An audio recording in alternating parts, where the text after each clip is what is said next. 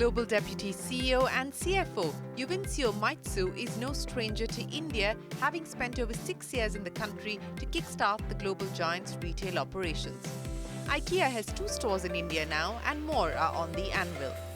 While retail is the new India opportunity, IKEA continues to build on its 40-year legacy of sourcing from India. Having invested 10,500 crore rupees, IKEA is all set to reveal a fresh India investment plan. Hello and welcome to Global Dialogues. I'm Shereen Bhan, and joining me on the program today is the Deputy CEO and CFO of IKEA, Juvencio. Thanks so much for joining us here. As opposed to a cold Davos, you're here in a very warm Delhi, but it's great to have you back on the program. Thank you very much for having me here. And my daughter was, because they lived with me some years ago in India, and they said, how's it going being back to India? And I said to her, it's like being back home, being back to school, but also being back to the future. So I am really happy to be here. Oh, that's a lovely way of putting it. And I want to unpack each of those things that you attributed to your experience here in India. But Juvencio, before we talk about India, let's talk about what's happening globally today. You just announced your numbers overnight, a growth of almost 6% to about 41.7 billion euros. The macroeconomic environment continues to be challenging. What's the outlook from here on? Yeah, it is challenging. At the same time, we have decided to have a positive view of the future. That's why we are double down on our sustainability and affordability agenda. IKEA is the right place to come when the conditions are tough, like in the situation we are in, because our affordability, we have reduced prices and we will keep reducing prices going forward. And then, of course, we have worked over the last year on the full omni-channel transformation. So IKEA, people can meet IKEA in many different shapes and forms and 24/7. So it is true that they are challenged, but it is also true that there are opportunities. That's why IKEA, who has a long-term view, it is even more important to double down on the deep belief. And the deep belief is about our vision to create a better life for many people, the importance of the life at home, the importance of affordability, and the importance of being climate positive.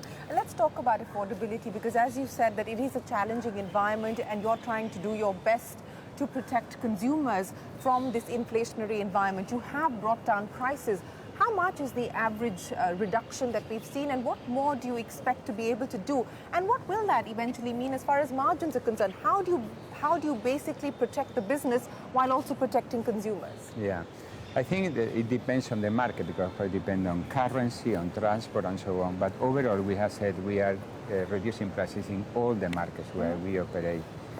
How much? I think transport cost is coming down, some raw materials is coming down, but at the same time we are building the muscle to secure better efficiency in our operation, so we can actually find also saving opportunities in the way we operate to reduce the prices, because we said that for us,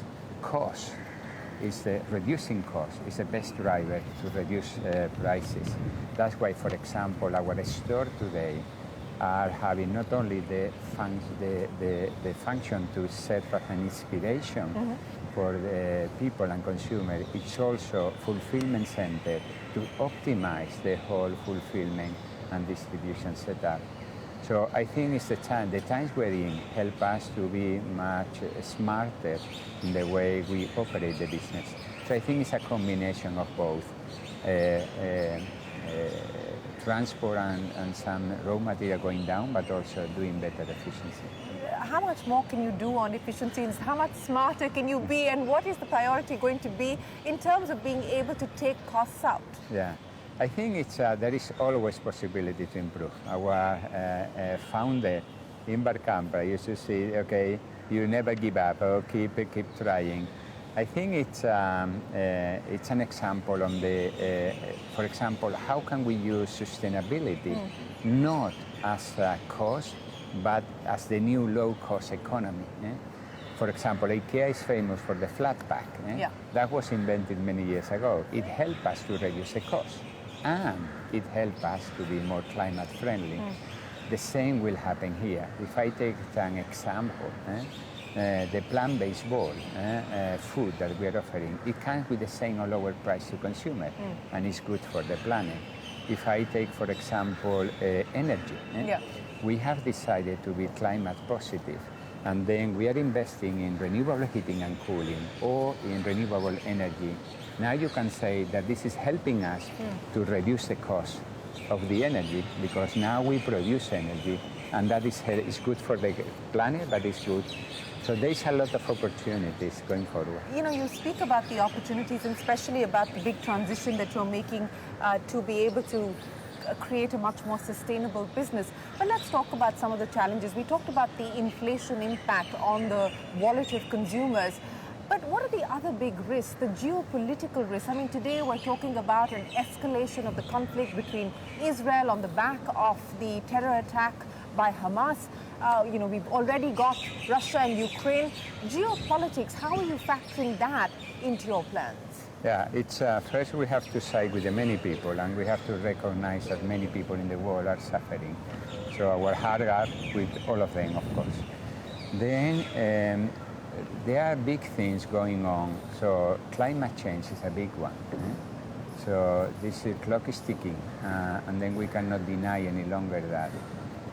Polarization of the world, both in between countries, but also within countries, and between groups. Also inequalities. Both climate change and inequality and polarization are also driving inequalities. So the role we play, companies we play, is not only to do our business, it's how can we contribute to mitigate some of these risks.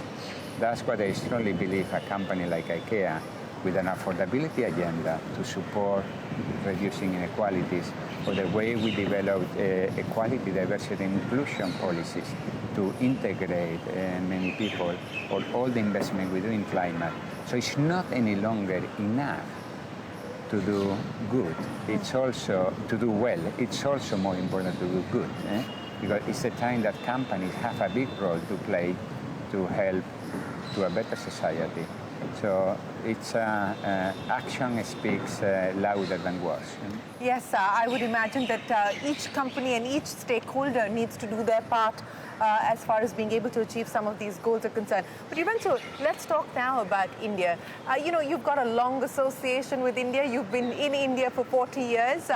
You've been sourcing from India, and now, of course, you're on the path of expanding your retail operations here. I know it's going to be an omni-channel approach for you in India, but when do we now start to see your new centers, Gurgaon, Noida, when do we start to see them come up? Very good.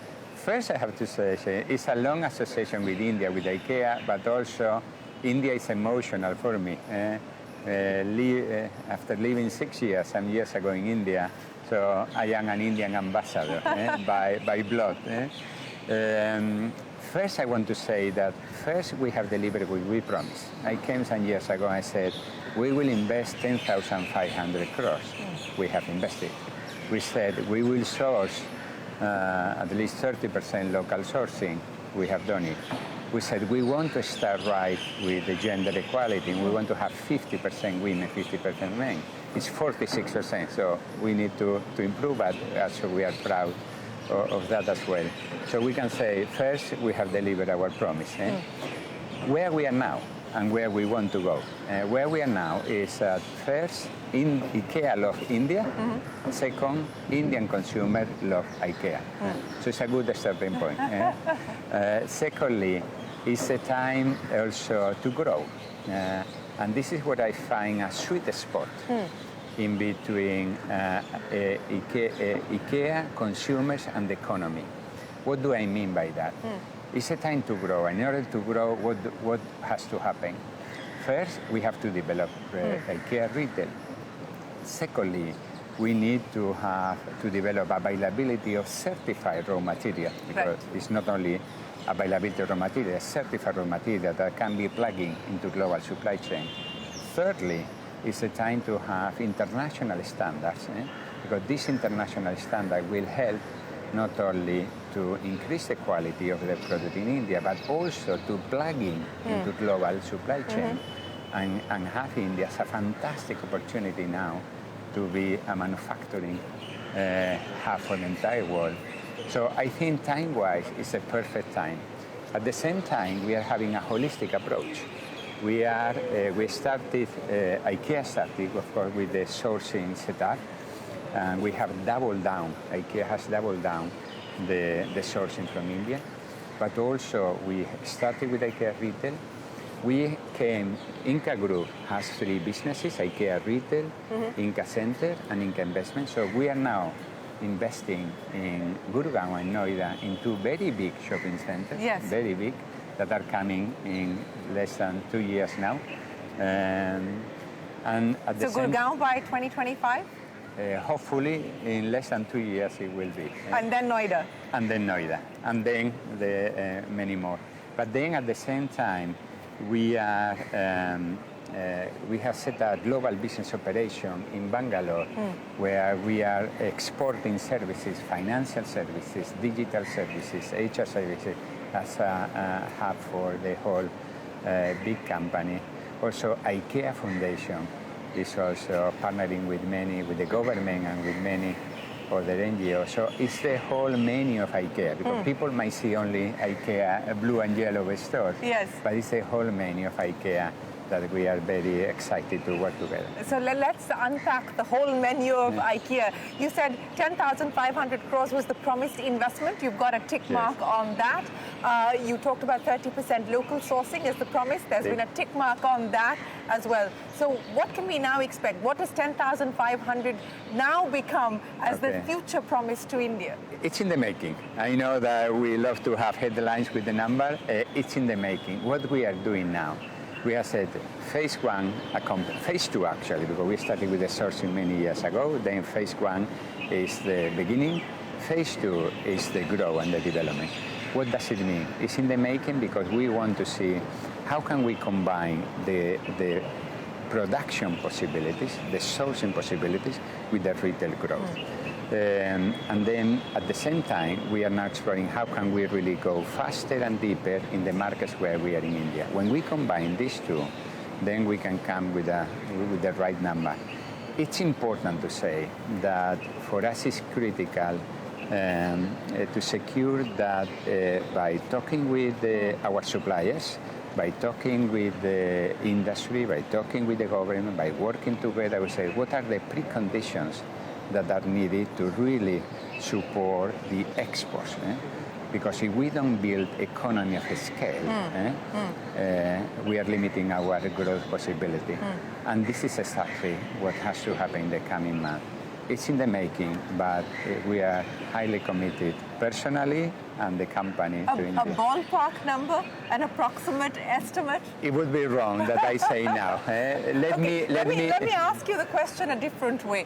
The India business has seen a growth of over 70% in financial year 23, sales of over 1,000 crore rupees. Now, if what's the aspiration of growing this business over the next 5 years? And I would imagine that will link back to the number that you're going to put forward. I like to say the double thing. We have doubled over the last year. We need to double again and double again and double again. You could say that from the retail point of view, we have been 5 years. Now we are thinking the next 100 years. And then how big is big? Is big. That's why the more we align the retail growth with the harmonized standard to secure export, this is the magic when the two things will work. So this magic that you talk about, which is addressing the domestic demand as well as being able to scale up the export opportunity, what is getting in the way? What are the friction points that need to be addressed to really ensure that India becomes a larger supplier and is more integrated into your global supply chain?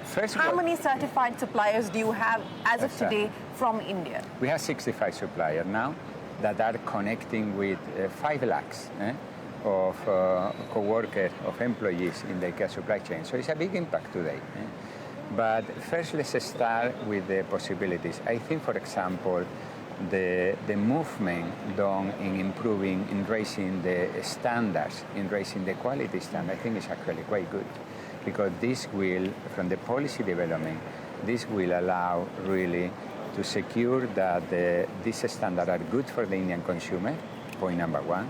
but it's also is a same language for export. So I see this as a very positive movement, so to speak.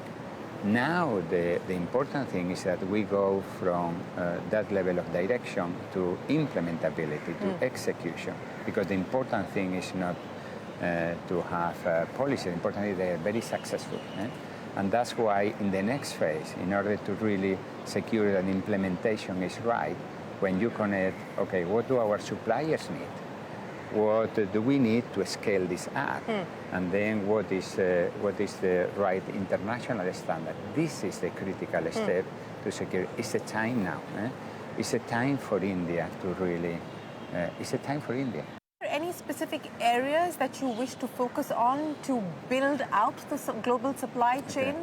You know, where you believe India has the advantage? I mean, textiles, etc., has been a long-standing procuring opportunity for IKEA. But outside of the traditional legacy sectors, anything new that you intend to focus on? First, we have started. We have doubled down the sourcing of the last year. We used to do only textile, as you rightly say. Now we have started to export and to produce sofa, mattresses, some furniture, accessories. So now it's becoming more added value, even more added value product. I think the two critical things to focus on, as I said before, first is availability of certified raw material. For example, in the wood FSC raw material. Because if it is not certified, it will not fly internationally. Right. And the second one is that the standards that are required from the Indian legislation are speaking the same language, are harmonized with the international standard. If we focus in these two, there is no reason why we should not keep growing. So this is the sweet spot. So, you know, from where you are today in terms of sourcing from India, given all the opportunities that you see as well as the harmonization that you speak of, what could that number look like over the next few years? Big. But it will be, no, it is true, because... So what's the value as of today? We are, I think it's more than 5,000 crores or something like that. It can double and double and double again. So I don't see, seriously, I don't see any limit. I don't see any limit. There is a lot of opportunities, and we need to secure the gearbox. It's in the gearbox that it will happen. You know, you said India clearly seems to be a land of limitless opportunities for you, but I want to go back to what you said at the very start of the show, and you said this is also like getting an education here in India. What's been the big learning? What's been the big lesson for IKEA from India? First, India makes you more humble. You come with a lot of preconceived, and then you are here, and I had not only I feel very grateful that I had the possibility to live and to experience India for 6 years. But I would say hardware lessons and software lessons. From the hardware lesson is how do you operate the business? How do you partner? We are partnering with companies, and we want to partner. We want more partnerships with many Indian companies. How do you become more relevant? In the range, we have range here that we don't have elsewhere. In the low price point, we have prices here that we don't have elsewhere. This is a lot of learning for the big IKEA, because if we can make it in India, we can make it everywhere. And this is more from the hardware perspective. But there is a lot of big learning. It's in the software, in the more purpose-driven. India is a purpose-driven society. We are a purpose-driven company, and there is a lot of purpose in India. So when you take decision for global, and when we take in the board of directors many decisions for not only for India, but for many other countries in the world or for the organization, there is an amplification of the purpose dimension in the way decisions are taken. And this is a perfect link in between what IKEA stands for, culture and values, but also what India stands for, cost consciousness, the importance of family, the importance of togetherness. So this is a lot of soft and unconscious influence. You know, I would imagine there's plenty of that unconscious influence as well. You know, but what's the influence, given the India experience, on how you intend to digitize for the future? I mean, online sales today are, what, at 26%? Yes. It was 25% last year, so you're moving higher. Yes. But on the digitization front, what's the India influence? Very good. I think two things. Online is 26%, 25% globally, but also store visitation has increased by 7%. Because for us, we are transforming the whole IKEA globally. And then for us, transformation is not 180 degrees. It's about the polarity between loving the past and creating the future, which actually is very connected with India. How India is transforming, but at the same time keeping the roots. So in that sense, it's digital, but also it's the role of the store. That's why we are developing omni-channel business. More specifically on your question, now we have IKEA'S meeting customer on the digital side today more often. And now India is a digital savvy country, of course. We have set up a digital hub in Bangalore for the entire world. So this is a way that we are developing things in India that are being implemented in India and elsewhere. Is the new development of the app for the future. It's the new development of making a seamless and fastest shopping process. It's a way you can use your phone to get 3D designing for your home. So there is a lot of development in that area as well. Yes, so digital hub in Bangalore that's feeding IKEA's global operations.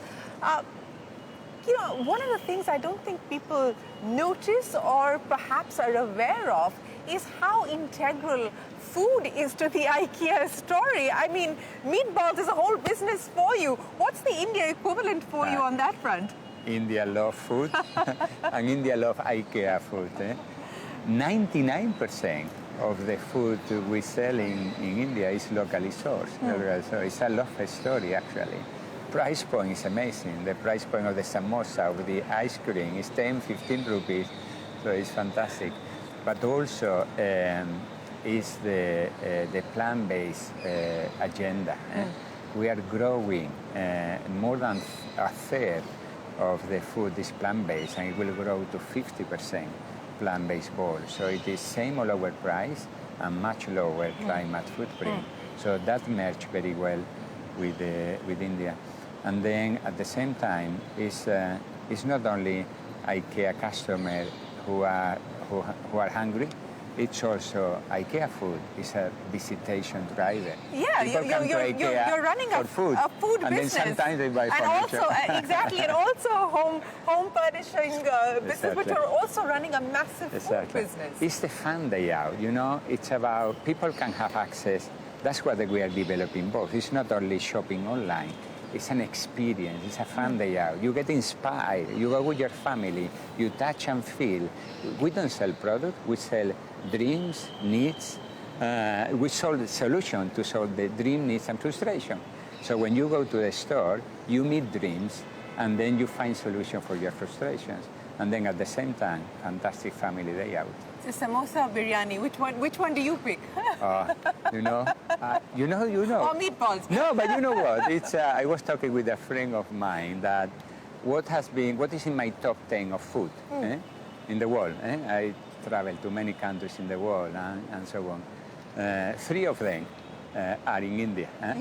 And the one that maybe surprised you the most is my top one is dals in a very small, a bit crappy place, walking distance from the Golden Temple in Amritsar, 100 rupees in this metal plate, wasn't your hell? This is my top number one. So the Amritsari dal is your number one food item on your menu. On your menu. Well, that's great to know. But, you know, You're celebrating 80 years of IKEA's legacy. You said the challenge today is how you take the past and merge it with the future. If I were to ask you about the innovations that you would like to focus on, given the fact that sustainability is not just a sort of good to do, but is really core to your business strategy, how do you see IKEA changing? Yes, and we are celebrating 80 years, and we are also the first generation of leaders who are leading IKEA without having the joy of having the founder with us. So it's a double extra responsibility, leading the future, but leading the future ourselves. I think the core of the innovation is when sustainability is not only a cost, it is actually the new low-cost economy.